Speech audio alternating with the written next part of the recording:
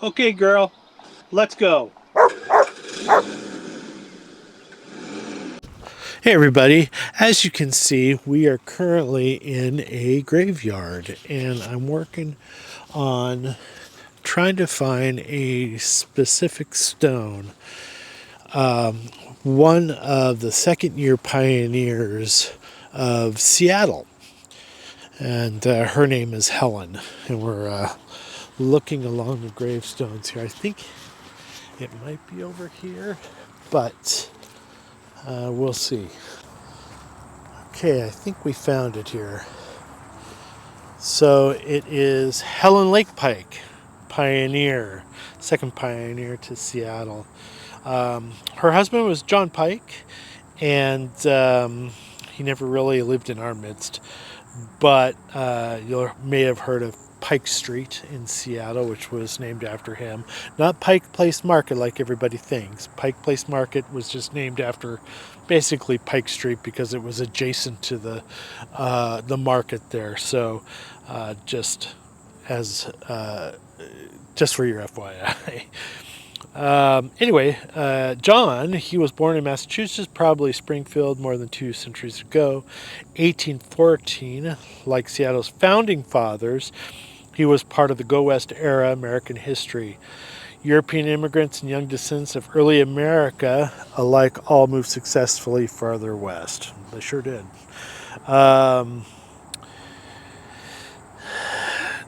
They lived in Princeton, Massachusetts, which was a small farming community.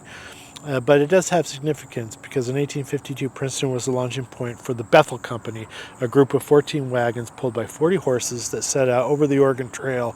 John Pike was part of it, joining fellow street names Mercer, Begley, and Horton on a journey that led them to year 2 of the founding of Seattle. And there's a lot more to it. Helen didn't come by wagon train. Helen actually went around the continent on a boat. She had a small son, and so they didn't think it was a good idea for her and the boys to come across and try to make that trip. So they came by boat. There's a lot more history. There's a book about it and whatnot, but these are my great-great-grandparents.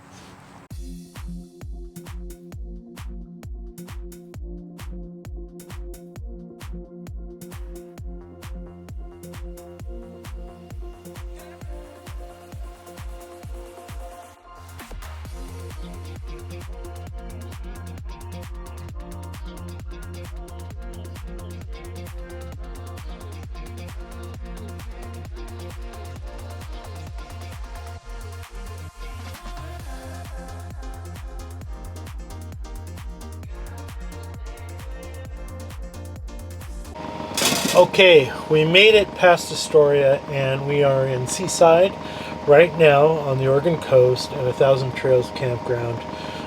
It's around 4:30. I went by Fred Meyer's real quick just to get a few provisions. But I thought tonight for dinner I would actually use the oven here and see if this steak will cook evenly within this oven.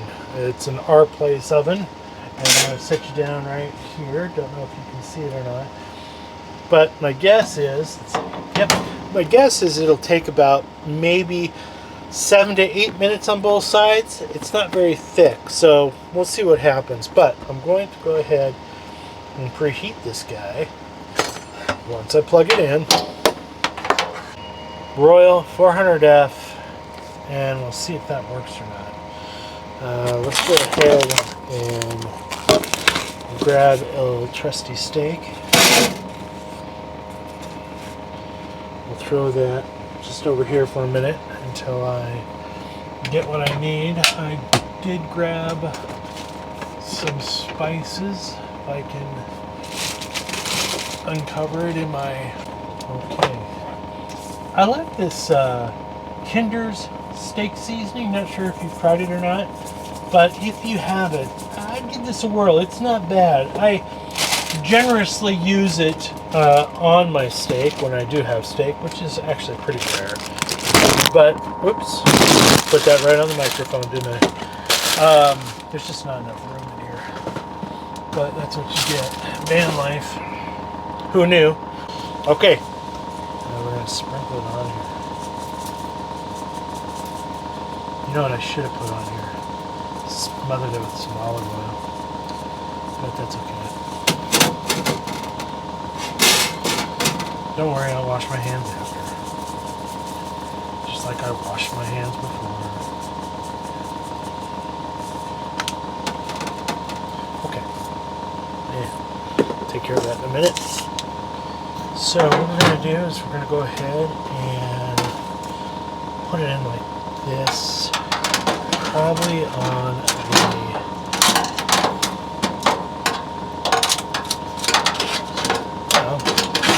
I think we're supposed to...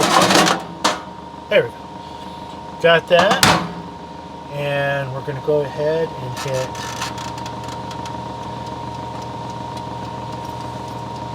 eight minutes at first. Let's just see what that looks like. Okay, it turned out pretty well. Not bad for a small little oven. I'm going to have to use that more often. Happy Saturday morning. It was a non-eventful night, and I got some pretty good sleep.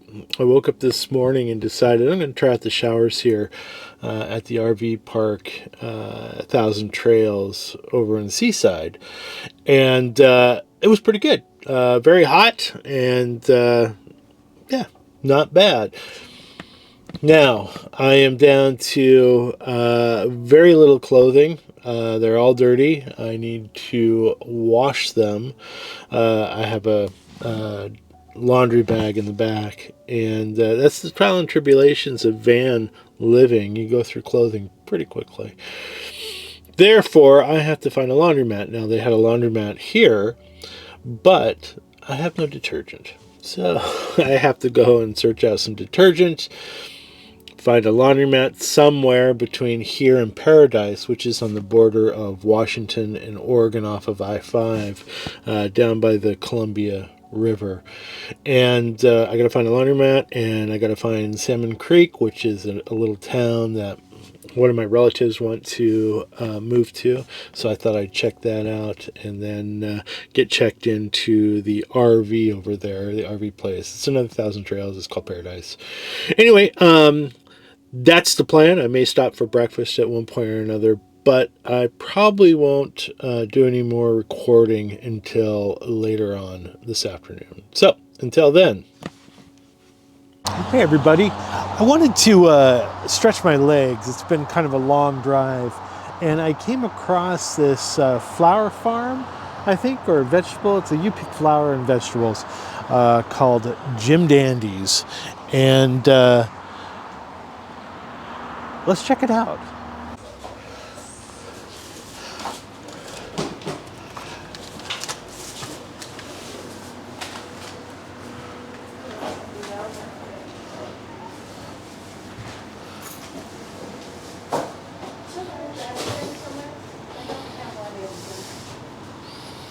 Is that full? It's really full, yeah. Wow, look at all these fresh vegetables. I don't have a trash can here right now, I'm sorry.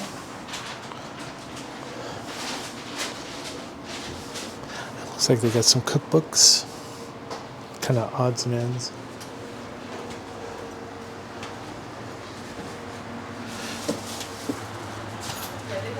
Is this your, do you do your own canning? Those things come from a couple guys in Beaverton. Oh, Beaverton, Oregon? Okay. Yes. And the honey is another young guy that does that. Okay. We do fruits and vegetables. And then I get that stuff in because tourists like to take stuff back from where they've been. Okay, all right. Yeah, that's cool.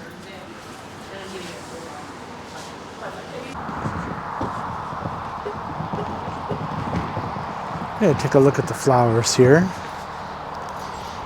Looks like it's a you-pick type situation. And it goes all the way out there. It's all the sunflowers. I don't know if you can see that or not. The mini scarecrow way out there in the middle.